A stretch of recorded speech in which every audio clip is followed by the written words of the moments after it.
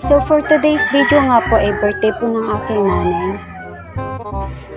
Kaya naman po ako ay may naisip, dahil ako nga po ay walang budget, bibilihan natin siya ng konting sorpresa.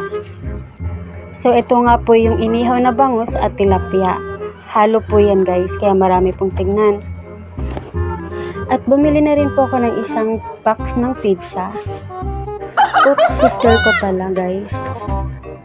Siya nga po ay nagugutom na at siya muna ay uuwi muna at maghahanap ng pagkain. Dahil nga po itong konting sorpresa ay hindi ko po muna pinababawasan dahil nga po tulog pa po ang aking nanay.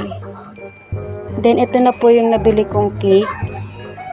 Red Lux Bake Shop. Shout out po. Masarap dito guys. O siya, sarado ko muna guys kasi marami akong mga bagets, mga pamangkin na nandito sa bahay, nandiyan lang sa labas. Baka po idut-dutin po agad yung cake, pinangulo po agad. Ito nga po at ipapakita ko po sa inyo ang aking mother na natutulog. Sarap ng tulog. So yun lang guys, thank you for watching.